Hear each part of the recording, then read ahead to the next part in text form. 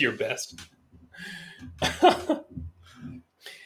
All right. Well, welcome everybody to the Why Ukraine live stream. We're here with Shere Khan in an undisclosed secret location in Ukraine. And there we go. We'll just kind of adjust the camera there. I hope everybody's having a great day. Hello, JPH from South Wales. Issa, it's good to see you, man. Why the people? Belle, Mary, all kinds of wonderful people are here. Got a good full house tonight. Yeah, Silver Earth and Real Dave Seaman. We're coming along. I apologize I didn't have a chance to announce this until about an hour and a half before the live stream, but you guys should know by now that I try to do Saturdays and Sundays, 6 or 7 p.m. Kiev time. So he's been busy today. Yeah, to say the least. So it's very rare that you guys get to see me drink an actual beer here, but I can only drink about 1 or 2 beers a day, like 3 beers, and I actually get a terrible headache. But I love, this is not an advertisement for Lvivsky beer. It's really not. I'm not, but I guess I am because, anyway, it's a temny. So temny means, it's not like dark. So chorny means dark, Black. means black. Yeah. Temny means like brown, kind of. So it's a dark beer, and it's nice. It's decent, you know.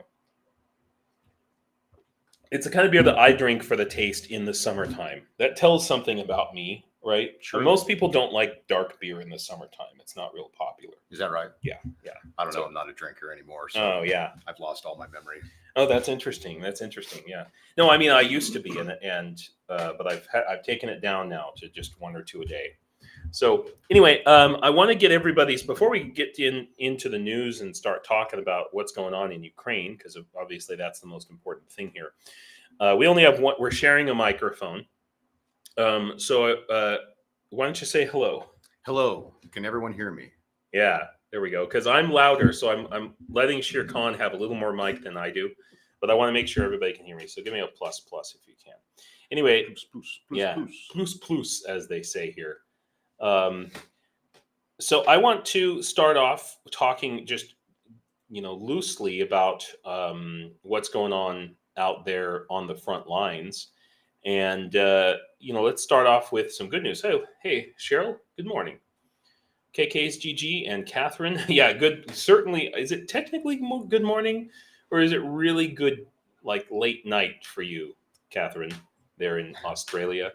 Good morning. Oh, tell your couch good morning for me, Michelle Ferguson. She said good morning from her couch. From her couch. Oh, yeah.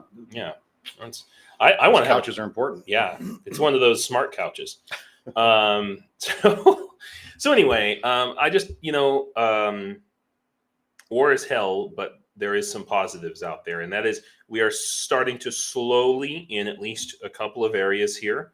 Now this is in the far east of Ukraine, in the Kremena Liman area. We are starting to slowly see the tides turn, and Ukrainians be able to advance backwards. No, that's not what I meant. The Russians are advancing backwards here. The Ukrainians are advancing forwards. And, this has been a territory that, of course, was taken in the initial invasion, parts of it. And then the Russians were pushed back to Kremena, and then the Russians pushed back out of Kremena. And this is Kremena here. The Russians pushed back out of Kremena, and this little bulge here is what they were really trying to take. The Russians were really trying to take up to this lake line, which is this. It's a river here. Oh gosh, what's the name of this river? I do not remember off the top of my head. But in any case, they were trying to take up to that river line essentially, and they have been pushed back repeatedly, and it's been pretty rough. It's been pretty hard. But it's nice to see, the statistics. And of course, here's the article about it. Terny and Yampolivka. Yampolivka is these two little cities right here, Terny and Yampolivka. And then this area down here. And, look, there's a town called Dronivka. I wonder if that's the home of the first drone. Maybe it's a recent renaming. It used to have a different name, but there's so many drones there they decided to call it Dronivka. Nice. Yeah, the place with drones is essentially what that means. Well, I heard today the artillery ratio is getting a lot better. It's Yeah, that's exactly it. Instead of 7-1, it's 3-1. Yeah, or something like exactly. And given the fact that Ukraine's artillery is in general more accurate, Quite. it really, it really makes a big difference. So the Azov Brigade, once again, the 95th Brigade, accompanying units of the Ukrainian Defense Forces, which is like they call them the Terobrona, which is like the National Guard here. Mm-hmm. And it's just good to see. I don't know if YouTube will let me show this, but to be honest with you, it kind of looks like every other battle that's happening out there.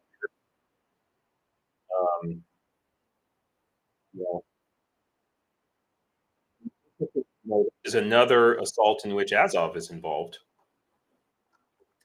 Well, they finally lifted the restrictions on Azov. Yeah, thank the gods. Yeah, that Thank was the gods. ridiculous to begin with. Oh gosh, that reminds me.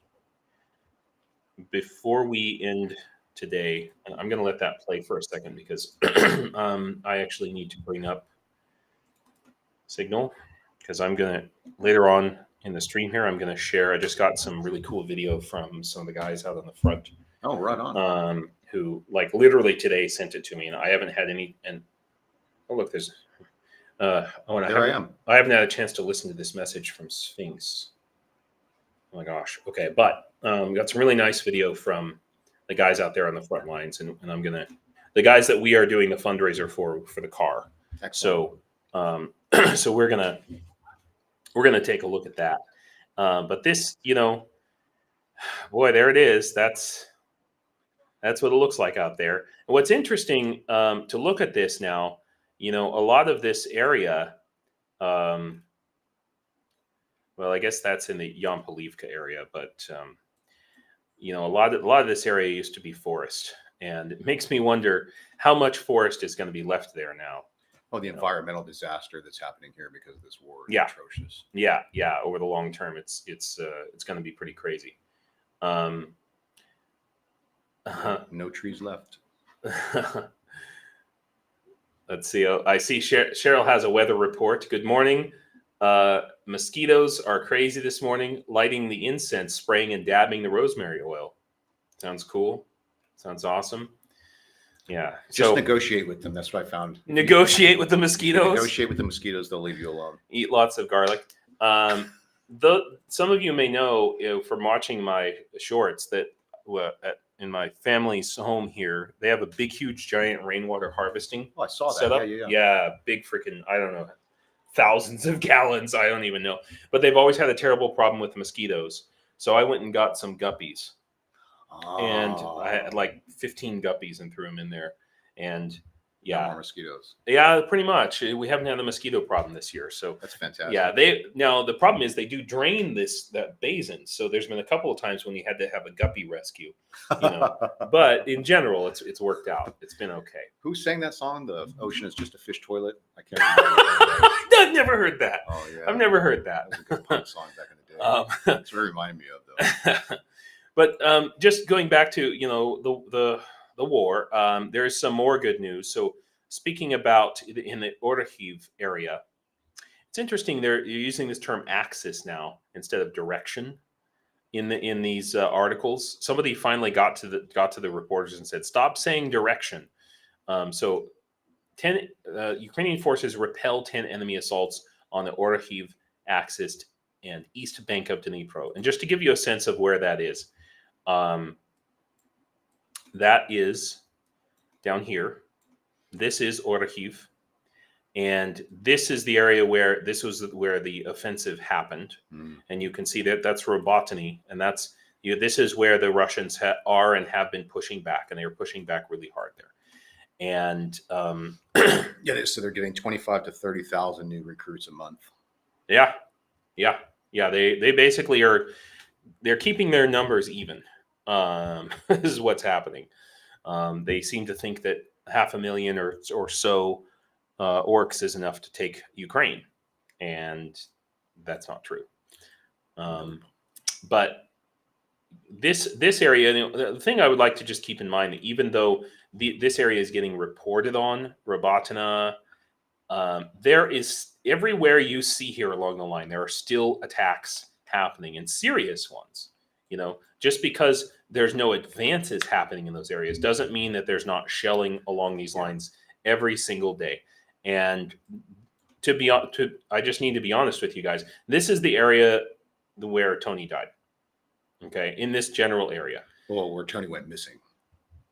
Yes, let's say that. Still MIA. I'm going for it. MIA. He's still out here somewhere, guys, and that battle was never reported. It wasn't in the news. Nope. There was no assault reported on that day. But I know for a fact that an entire unit went out at least 2 days in a row, and almost all of them were killed. So just because it's not one of these articles doesn't mean, or one of these arrows on the map doesn't mean that, Yeah, what you're not hearing about Ukraine, I think, is fill volumes. Right, exactly, totally.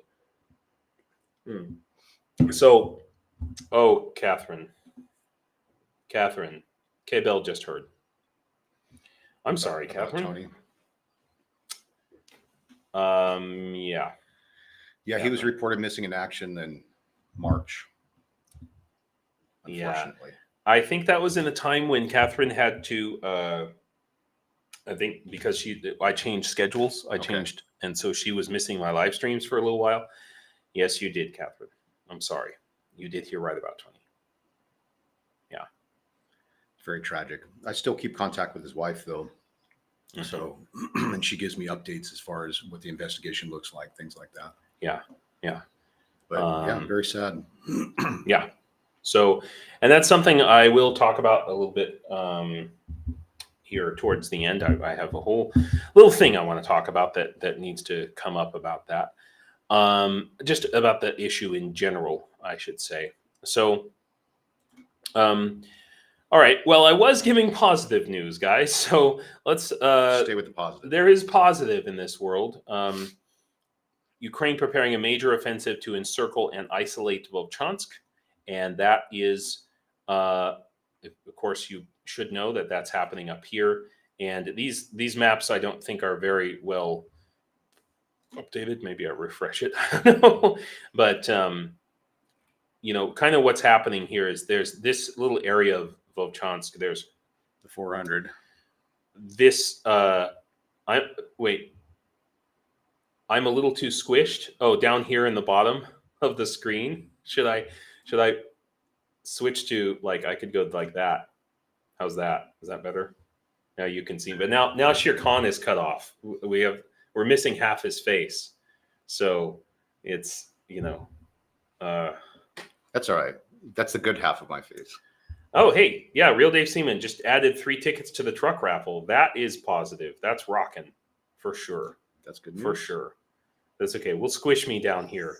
And actually, we'll show more of Shere Khan because you guys don't need to see me. You see me all the time. But so basically what this article here is talking about is, there's a good possibility in this area you can see here on the map. And I believe, is this from reporting from Ukraine? Yeah, this is by reporting from Ukraine. Yeah. So here's this area where the Ukrainians have been advancing and trying to advance in this area for quite some time. And there is a reasonably decent chance that all the soldiers in this area, the Russians, can be encircled. Yeah, Catherine. Needless to say, and like Shere Khan said, well, I'm going to talk about it later on. Let's keep going. So this is what I'm saying is that the tides are potentially turning, but I think it's really important to point out that 47 combat clashes on the front lines today, most of them on the Pokrovsk axis. So while all that other crazy stuff is happening, the real fight and the real strategic uh, battle is right here.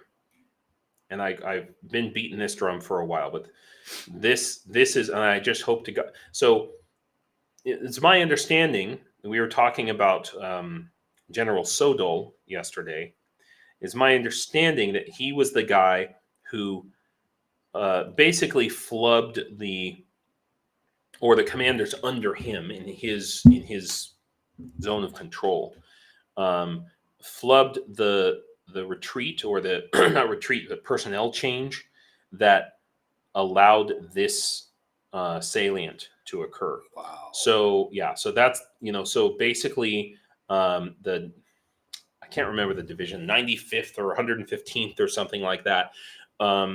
So they were down here in general, like Stepova, Krasnohorivka, one of these areas down here. This is after Avdiivka fell, but still in the same general area. And there was a shift change that was supposed to happen, and the guys left early or just didn't fill in. It was not coordinated properly, and It's a bad relief in place. and that relief in places and it didn't happen appropriately, and that's where that's when Azov had to rush in to plug the gap, essentially.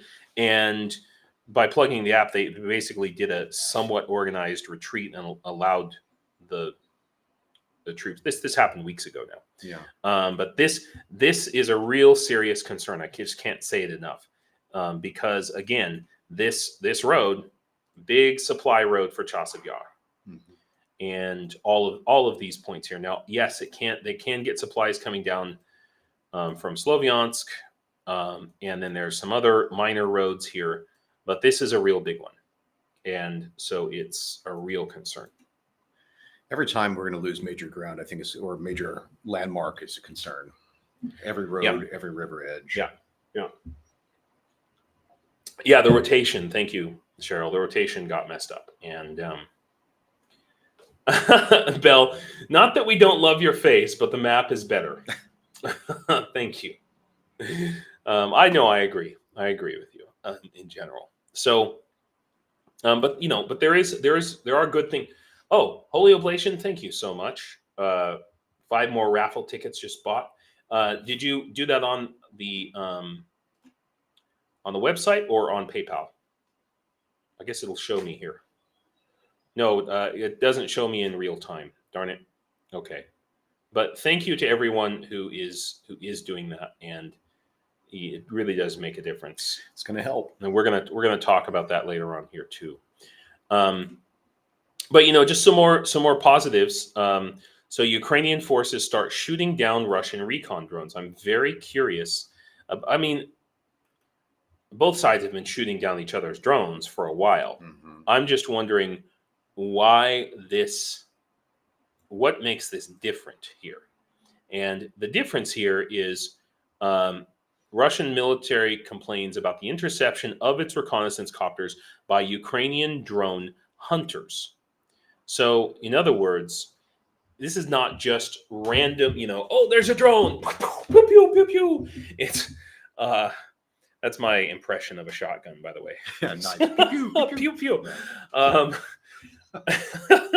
It's active units that are, basically like drone snipers, essentially, that are going out there. And the reason that recon drones are likely targets is because they're not like FPV drones. So FPV drones are going like 160 miles an hour, and they're tiny and slim, and they're a very difficult target to hit. But they can't, or almost can't, operate properly without the reconnaissance drones. And most FPV drivers, or drone drivers, will tell you, drone pilots rather, will tell you that compared to one of those little FPV drones, the Mavics are like driving a freaking sledge.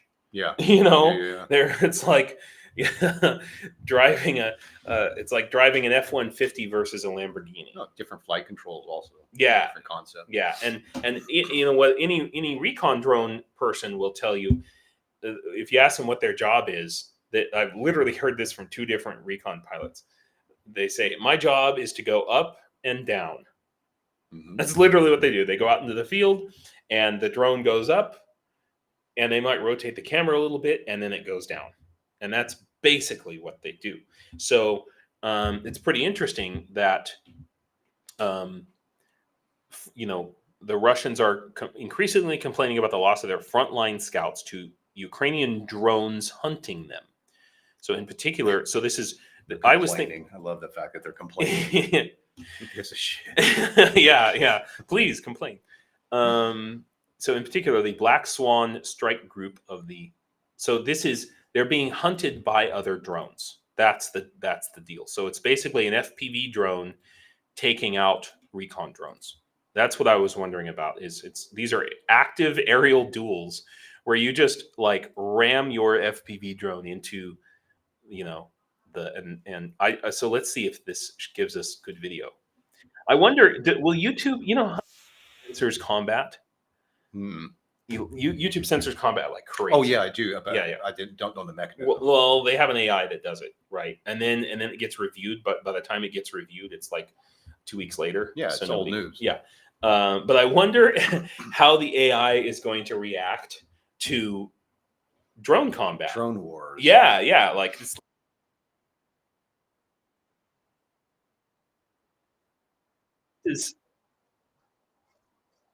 is video from, wow, let's look at that. So this is video from the Russian Recon drone. Okay, and that's the FPV drone hitting it. Wild. That's fantastic. Wild. I don't know if you all can see that, but okay. Oh no, it won't. I'm trying to pause it at the moment where the drone hits, and it's just not. Okay, let's see if we can do it. That's really a thing, Oh, no. That's as close as I can get. Not bad. Boom. Boom. Yeah. It's really, just think about this is like a step. You think about like World War I, right? Mm-hmm. Where dogfights in World War I started off with like literally guys with their pistols shooting at each other. And this is basically that, this is the first step in that. So yes. Okay. So we are, I guess it's a good time as any. It's good a time as any to talk about. We're having a raffle within a raffle. So this is our regular truck raffle, but we're also having a sub raffle. Okay.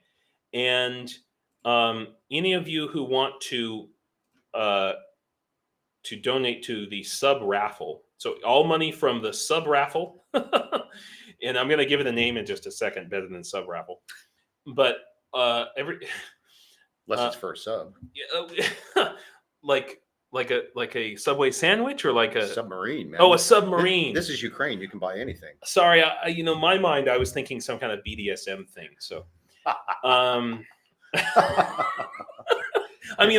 have done raffles for subs. It was a long time ago. It was San Francisco. Yeah, there you go. It's better than Pray Away the Gay, right? Yeah. So that actually, that did not work. Okay. So hang on. I'm just reading back up here before we get into this. We do have to create a drone wolf pack. Yeah. It worked well for the Germans the first war and is more effective as a group. And that's essentially what they're talking about here. It's a good idea. Yeah. So with that, yes, everybody who buys a ticket this week is in both raffles. Yes, you're right. Real Dave Seaman. Yeah, that's the deal. So, but this is like a sub raffle. Okay, you're right. It's much easier if we just say everybody who buys a ticket this week is in both raffles. Yeah, that's right. So if you go on here, you can, if you donate here and you just type raffle, it'll go to this raffle. Yeah, okay. You can go on here and also buy a raffle ticket. And so this is only for this week, guys. Only for this week. Leather Cat got the joke. Good. Funny. Yeah. Yeah. Well, that's Anyway, yeah, Inception Raffle, exactly. Raffle Inception is what's happening right now. So, what is the raffle for? The raffle, to the sub raffle within the raffle, is for Shirkon's shirt. So, Not this one.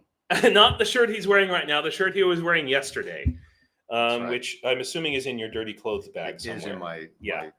brudno odniach.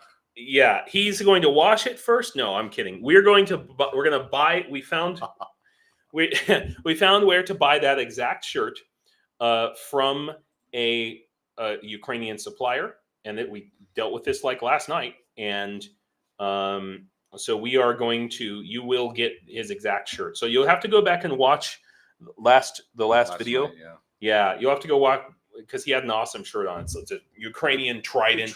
But it has this really cool texture to it. Super awesome, super rad. So, Do I know? does Shirkan actually know what the prize is? Well, he does now. He does now. Bell, that's a good idea, getting the shirt signed. I could ask the Amazon provider. I don't know. We'll have to find out. But so it's basically anybody who donates this week to this truck raffle for this unit. Very cool. Yeah. So it is pretty cool. So with that in mind, why did I not download this video? You ask me. I still love that picture, by the way. Of him kissing a cat. Yeah, for sure. And I need to. The Russian version would be a man eating the cat. Right. Yeah, that is unfortunately so true. And here we go.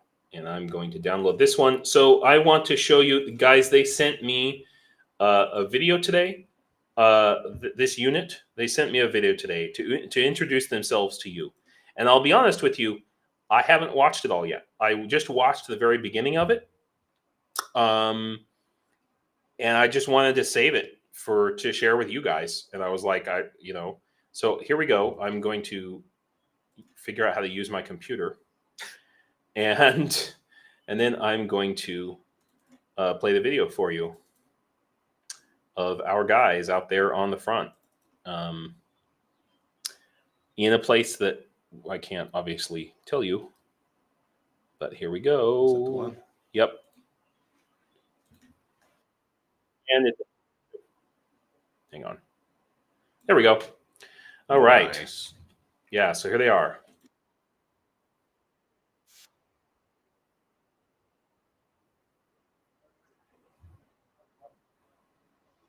Can everybody hear that?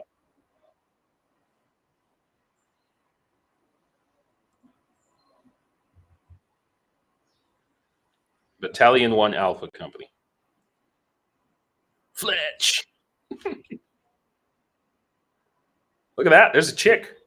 Oh my goodness. Ah.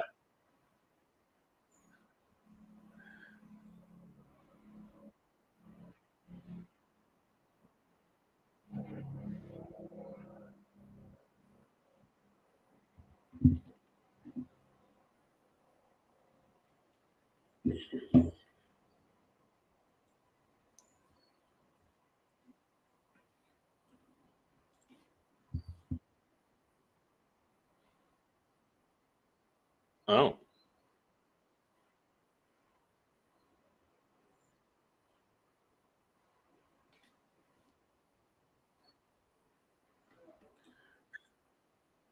Normalna. They can't hear. No audio. Oh, no audio? There's no audio? Son of a bitch. Give me a second, guys. I'm going to fix this problem right now. All right. He's working pretty fast on this end. Just Yeah. I know it's not a raffle for my underwear. I am going to share the tab here. There we go. Let's try it again, shall we? So, how are you boys? Oh, on your phone? On my phone, huh? Okay, cool. So, how are you boys? Who are you actually? Maybe you first, big guy. Battalion 1 Alpha Company. Battalion 1 Alpha Company, Bon Jovi. Battalion 1, Alpha Company, Fletch. Battalion 1, Alpha Company, Lady. Hey. Battalion 1, Alpha Company, Pinky. Can everybody hear that now? So boys, what are we doing here? Where we are? Good question. I guess. We're defending this bunker. This bunker is Ukraine. We're up on the front line defending the bunker. Trying to hold this territory. So we are close to Staromajorsk. We try to hold the position, the line defense, and like you can see, out of water, out of food, nothing special here.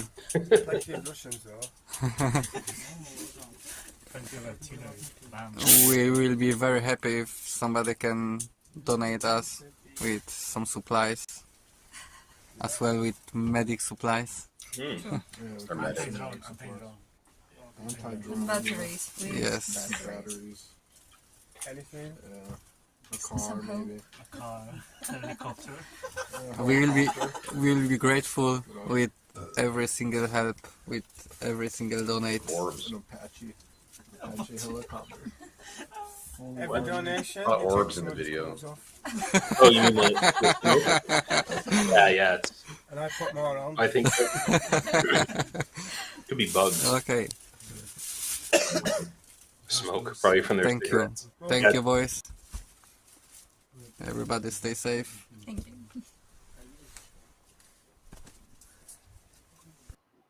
That's pretty cool. Those are probably from their MREs or whatever they were cooking. Yeah, must be. I don't know. think They so. must have been cooking something where they had those. You know. Could be torn up space blankets too. Yeah, that's true. Could be a torn up space blanket that got fucked up some way, and they're reusing it for some purpose. So yeah, guys. Very cool. That's the real deal. Those are our folks out there, busting their humps for us, you know. So when you see this,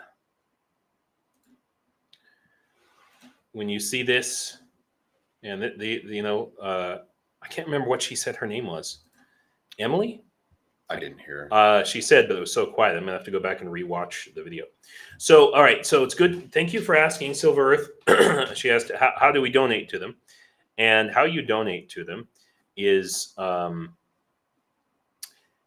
me to show you in a minute. Let's give them everything. Yes. Yeah, Their pretty own much, man. individual HIMARS system. Pretty much, man, because they're pretty badass. So Wow. it's pretty awesome. So we'll go back to main window. And so this, when I'm talking about this raffle to buy these guys a truck, okay, this is what they need the most. All right, is a medevac vehicle, and these are the guys we're talking about. This is the unit. That's the group. The main guy who is standing up there, you know, with his nipples sticking out or whatever, that was Casey. Okay, and this is his team, and there he is right there. That's our dude. Okay, and when I talk about guys that I trained with in the Legion, he's one of them. You know, he's one of them, and that's him kissing a cat there. So this is this. And by the way, the drone. Look at your amount. Holy crap! 44 raffle tickets. Jesus H. Christ. It just doubled. It literally just doubled. Okay. Thanks, guys. So, it's the real deal. And by the way, so the drone raffle that we just held, okay, was to buy them a drone. Now, I want to be clear about something. I can't show you the conversation, but I can show it to you. Yeah.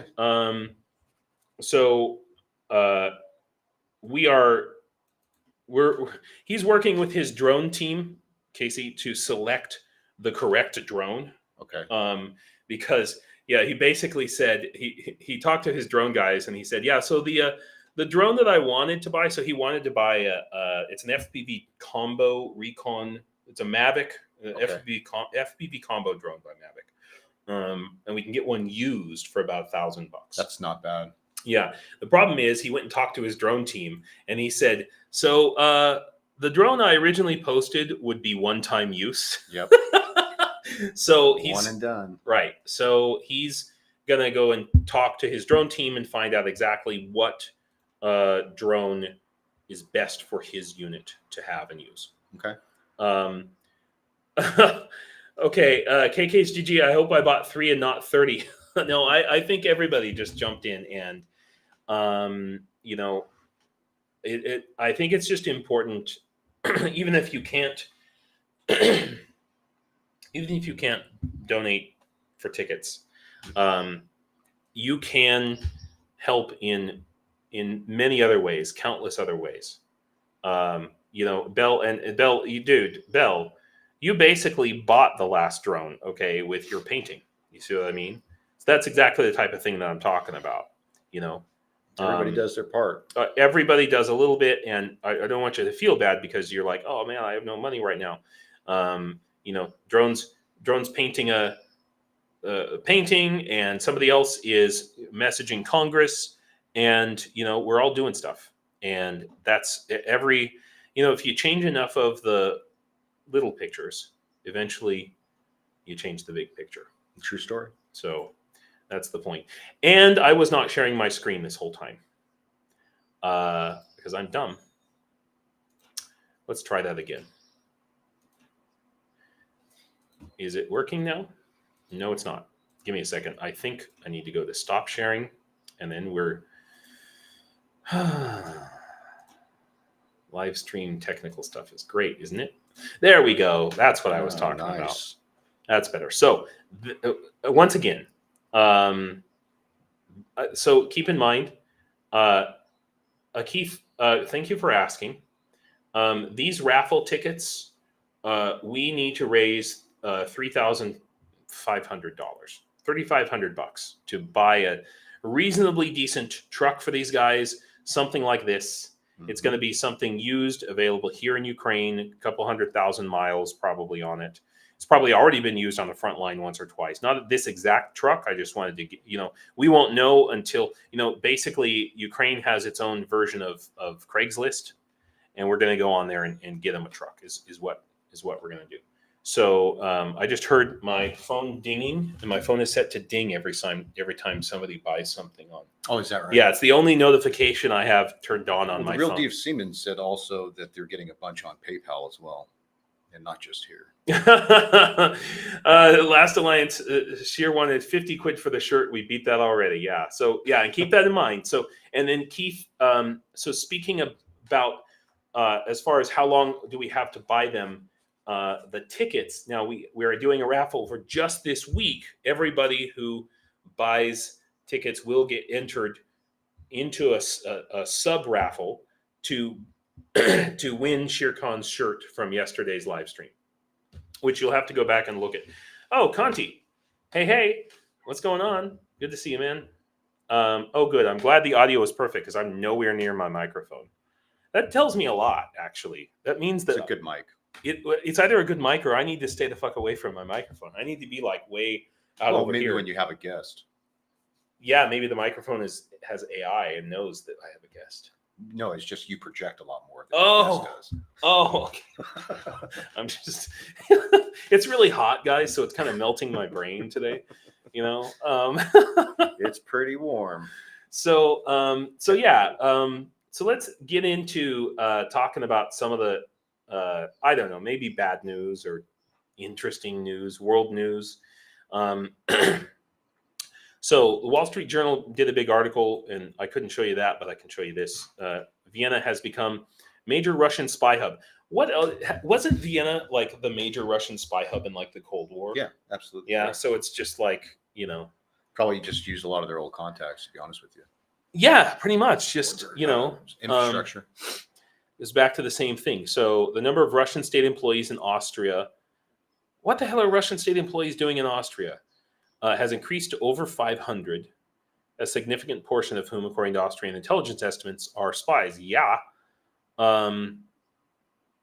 Austria has become, and it's interesting because it just means that a lot of a lot of European countries have been, like Great Britain, for example, various others, maybe Denmark, I can't remember, have expelled all of their Russian diplomats, or a large majority of them. All the spies. And I guess we know where they've been going, you know. And it makes sense because, look at this. So if you guys don't remember, there was a Russian helicopter pilot who flew his his Mi-8, it's called, his Mi-8 chopper, into Ukraine. And this happened, when did that happen? Like last year? Yeah, it was at least a year ago. Yeah. And, you know, basically, he was assassinated last October, maybe, I'm going to say. He, for some reason, the Ukrainian, so he went to Ukraine, the Ukrainian intelligence, rather than putting him in some kind of, oh, Manu, I didn't even think about that. Austria is not part of the EU. I actually didn't even know that. I didn't know that either. Yeah. Wow. I'm an ignorant American. But so, you know, I mean, part of this, I would fault the Ukrainian intelligence services that should have put him in some kind of a witness protection program or something. He was a little bit out there. And they just let him freaking go to Spain, and he was hooping it up in Spain. And the thing is, he was in Alicante, which I actually have a Russian student. I need to message her back. She messaged me yesterday. I have a Russian student who lives in Alicante. There's a lot of Russians in Alicante. So that's where they decide to send him. Yeah, and that's what Russian populated Spanish town. Exactly, That's exactly. ridiculous. You know, like stupid with a capital stew. You know, and so it was a real failure. And then I would say it was a failure of the Spanish authorities and the Spanish intelligence. You know, there was a lack of communication. The Spanish weren't keeping. They should have known. Hey, this Maxim Kuzmin, you know, he's in your country, and but it doesn't help that. So it says more than 10 officials from Austria, other European nations, and the United States told journalists that Vienna has become a base. So let's see. The murder of Russian pilot Maxim Kuzmin was financed by Russian civil personnel in Vienna, basically. You have Canti saying that Ukraine offered protection. Interesting. That's interesting, Canti. I was not aware of that. Ukraine offered protection and told him to lay low. He refused and went out partying against. Wow. He is a pilot. I mean, you know. Yeah. They have it in their genes. I mean, at that point, I would say no. You're gonna at least put on this ankle monitor, or I don't know, just something like. He shouldn't have been in Spain. He shouldn't have been in Alicante. He should have been in America or somewhere safe, not in a place where there's a bunch of Russians. Well, it doesn't set a good example for others that want to, you know, maybe want to do the same thing he did. If that's what their fate is, then what do they call that when you defect? For other defectors, I mean, if they'd taken better care of him, maybe we'd see more pilots. That's what I mean. That's what I mean. It totally puts, you know, nobody else has defected, or at least no more pilots have defected. That's what I meant to say. And with good reason, because if they're not going to get decent protection, then they drop the ball big time. You know, it's a huge ball drop. Yes. Okay. So some people are saying, did you see Trump's plane that was camped out next to Russian diplomats' plane after the debate? No. Oh, Jesus. Let's see. Trump. Oh my gosh. Trump plane. Oh my God. Learn to type, James. Plane Russian. It's that damn NASA space bar you're having a problem with. Yeah. Yeah. Too much time at the space bar. Yeah. Russian. I mean, we don't really, doesn't necessarily mean anything, but it does kind of speak to. Just a coincidence, for God's sakes. If he was having a conversation with a Russian diplomat, that's the first thing we'd be hearing about. One would hope. Well, it's not like we can't listen in. Yeah. Interesting. Yeah, no, yeah, that's, well, anyway, be that as it may. So I do have my suspicions about that, and I've vocalized that many times. So, but other countries are helping the Russians too. This is what needs to get like tamped down on. So this is from like I don't understand 7 this at days all. ago. You know, I mean, it's like, isn't this going against sanctions? right. Norway helps Russian ships with seafood transportation. You know, 2,000 tons of fish. So this is okay. Now, transfer 2,000 tons of fish from Russian ship in Svalbard. Now, it's important to understand where Svalbard is. It's also And- not a Norway state ship that did this. Right. It was one Norwegian ship. Right. So- So let's zoom out here, and we'll show you. It's important to understand where Svalbard is and the kind of. It's a fairly precarious position. So this is Svalbard Island, and this is, if I'm not mistaken, jointly owned or jointly controlled by Norway and Russia. No kidding. Yeah, and that's a big thing. So there is kind of a whole big mix-up. So Norway actually leased some of its land to Russia. So there's like a whole Russian like factories up there. Wow. Yeah, on Norwegian land, on Norwegian territory. I mean, I could be getting a little bit mixed up here, but basically, this is a border between Russia and Norway.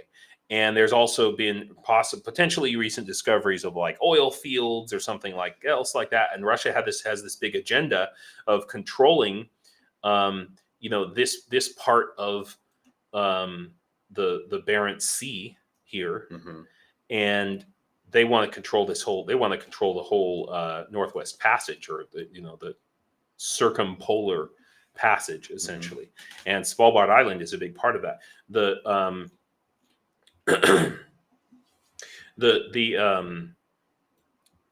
This, if there's going to be an attack on NATO, okay, there's a reasonably decent chance that it would take place here in Svalbard Island. That makes sense. It's crazy to say that, but it's there's a lot of indications about that. And so I wonder if that isn't some sort of like basically the if I'm not mistaken, I may be misunderstanding, talking off my head here, but essentially the Russians are unable to support their own colony up here, and they're more or less relying on the Norwegians, food and everything else, just since the food start and of the trade, war? yeah, since the start of the war, especially. And so I wonder if this isn't part of some deal there. What's the basically caption say under the picture? Okay, Norwegian Coast Guard and Norwegian Customs were checking when Russian Belomorje loaded fish to the Norwegian Silver Copenhagen in a fjord in Svalbard. So that's what you're looking at here. So you've got the Norwegian ship and the Russian ship. They're exchanging fish, and this, of course, this is the Norwegian Coast Guard watching it all go down. So that's what's going on there, basically. So, I guess the big problem is that the Norwegian Coast Guard did nothing to intervene. right. So this was the excuse here. Such vessels can transport Russian seafood to other countries, the report notes, adding that Russian fish is not subject to EU sanctions, so Norway is not violating any restrictions or laws. So that there's another hole that needs that's a tough one. Needs to get plugged. Yeah, but I mean, depending on where that fish is going, also. I mean, if it's feeding hungry people, Sure. then Sure, I don't know. and I'm on the fence about that one. yeah. I mean, the fish is going to go somewhere regardless. I think it depends. Are we going to? It could go to China, right? True. Are we going to let it go through? Are we going to help our enemy in that? Well, sanctions are sanctions. I mean, that's the whole idea of sanctions: to shut down the economy, make it very Right. uncomfortable for the people. They can still sell the fish. It's just going to be more expensive because they'll have to. That's a good point. I mean, it's yeah. So So that's a deal. But I also think we were talking earlier about Austria, and I think that all this news coming out about Austria might also have something, might be revealing something about this here. So Austria sets up a 500 million euro fund to support exports to Ukraine. I don't think this is entirely altruistic. I think that Austria just wants to increase its commerce, essentially. Sure. But it's also a little bit of an olive branch, perhaps. Well, considering they're hosting all of the Soviet infrastructure, Right, exactly. They got to do something. Manu, even Russian cereals are not under EU sanctions. And the point that That's interesting. okay, but the point that you made is a big part. Like, okay, so if Russia can't sell its wheat, half of Africa is going to starve to death. That's right. Okay, so it does make I don't know. So Trump and the Russian diplomats were exchanging fish. That's that's funny. Well, it smelled like fish. It was something fishy. I don't know. Oh, Wait, that was wait, low. that was Sorry. Too low. Dude. All right, moving on. I apologize, everyone. Maybe I either need to drink less beer or more. Let's see how many LOLs you get. I guess we'll find out. Well, yeah, Beria pasta is made by Russian and Canadian wheat. Yeah. Well, I have my own opinions about the CEO of Beria. He's a big political guy, I guess. The Beria pasta. Is that right? Yeah, he's one of those pray away the gay Oh, guys. lovely. Yeah, he's all into that and weird shit. Anyway. Well, we can always vote with our pocketbooks. Yeah, pretty much. Let's see. Okay. KKSGG, I don't understand what you're talking about, the U.S. Postal Service. Sorry. I mean, I do not disagree, but okay. So anyway, it's very interesting. I don't know the details of this.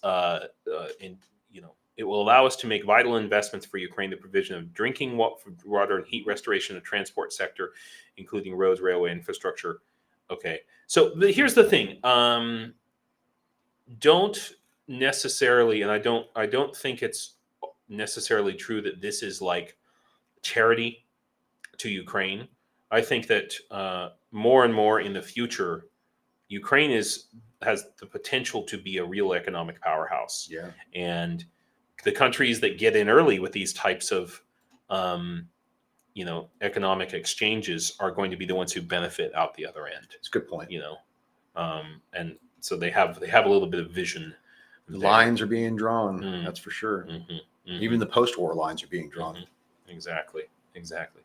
By the way, I just want you guys, if you guys didn't see already, Rick the Ukrainian and Greg Terry have a live stream in about 37 minutes. So we will be ending right about that time, and I would just encourage you guys all, if you're just sitting around, or if you're have Or still awake. or still awake, or have like I do. I always have one earbud in my ear listening to either Greg Terry or ATP Geopolitics or somebody. So go check him out. Just to let you know, we're going to wrap up right about then. So I want to get into some of the other news here. This is coming from Unbelievable. Yeah. Occupiers are putting up for sale captured agricultural plots in the Kherson region. And it's my understanding, and I don't know if it says it in this article, but China was lined up to that was like their deal was, hey, we're going to get a bunch of, we're going to get access to the wheat, exclusive rights to the food coming out of the occupied territories. So local collaborators plan to transfer about 40 seized agricultural plots to so-called investors. And collaborators even. Unbelievable. Yeah. These are the plots whose owners were forced to leave the territory due to the occupation of the region. And, I don't think that's a good investment, to be honest with you. I mean, I hope that they pay a high percentage rate. Is what I will say about it. So, but I want to get more into the conversations that are happening here in Ukraine, and I think this was a real interesting article coming out of a Ukrainian. And that's always my focus here. So it's an opinion article in Euromaidan, what it will take for Ukraine to win. Lubov Sibulska. By the way, Lubov, it's a very common name here, and it means love. Yeah, sometimes shortened to Lubov. Anyway, so she has a few points, and she kind of, I like that she has a little bullet point here. It's almost like she's not writing for a Ukrainian. I got to tell you, you don't see this kind of clarity. The journalism style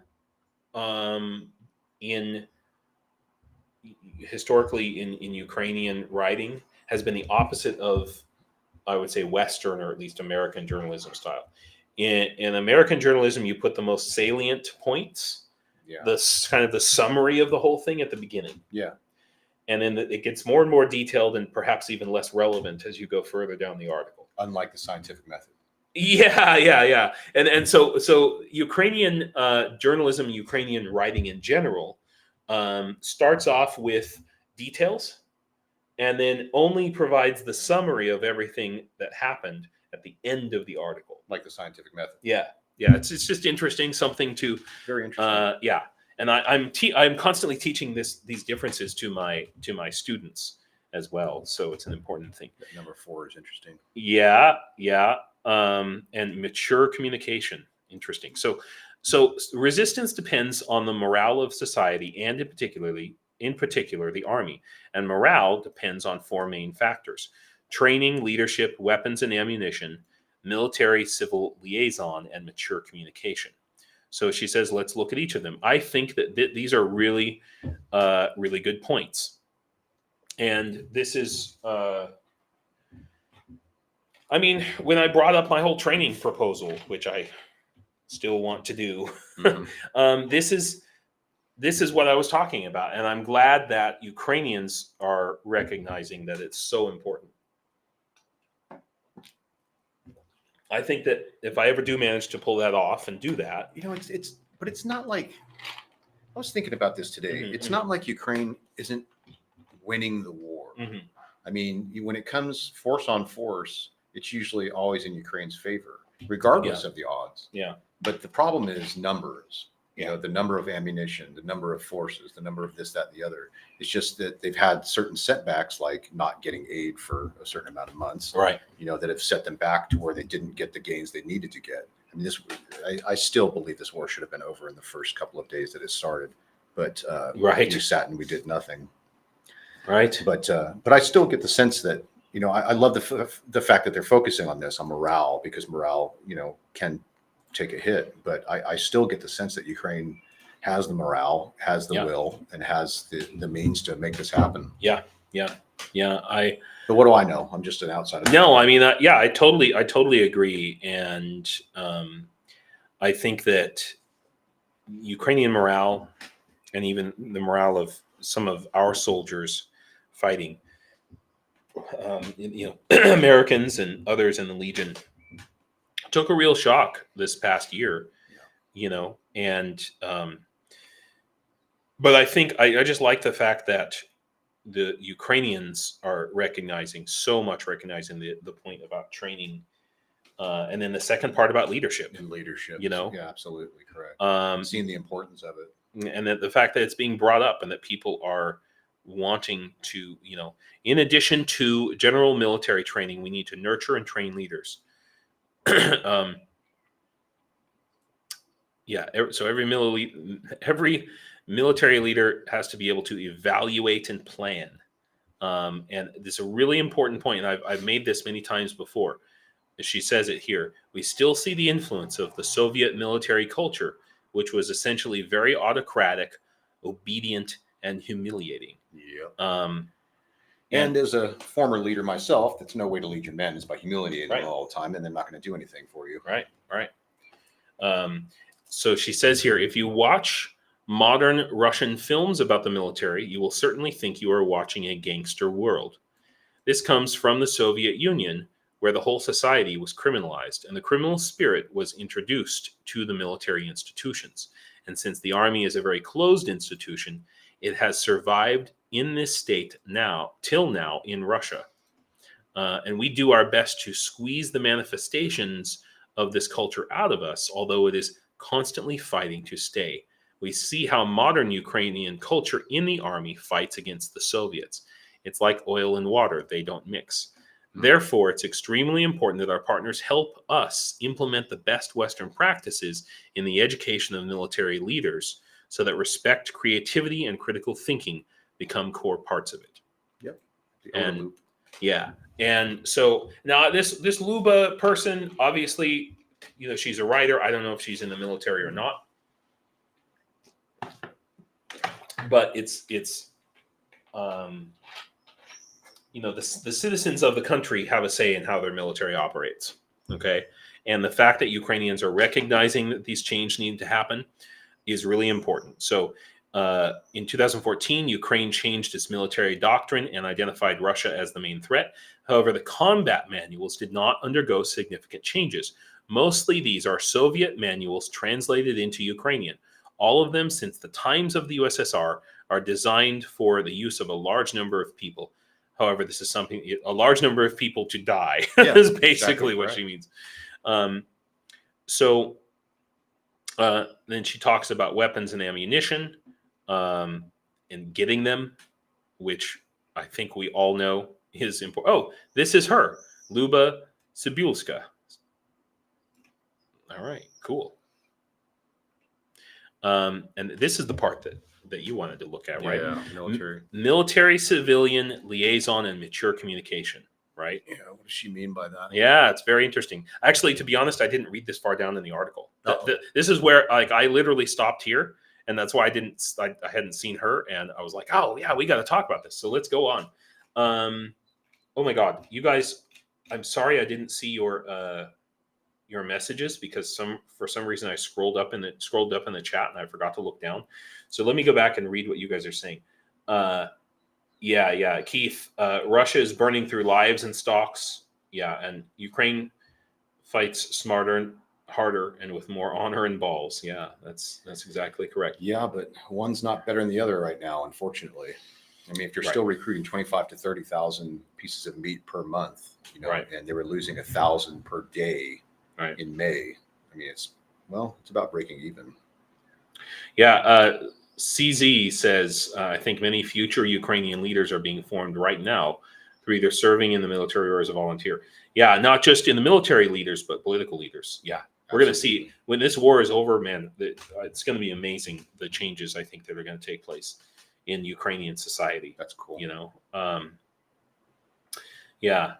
Greg Terry, KKSGG says, Greg Terry posted a good short on how many individuals can be impacted by those residential building missile strikes.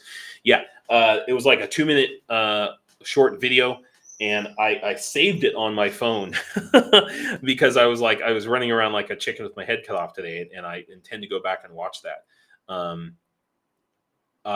Interesting. Bell, Mercado is taking a bunch of cards to hand out to soldiers for me. That is rocking. Wow, that's cool. That's awesome. Are these cards, are these like greeting cards that you bought, Bill? Speaking of morale. Yeah. I'll tell you, man, when I was overseas as a soldier, that meant the world to me. When mail would come to any soldier, just to whom, just written by anybody. That was just like the coolest thing.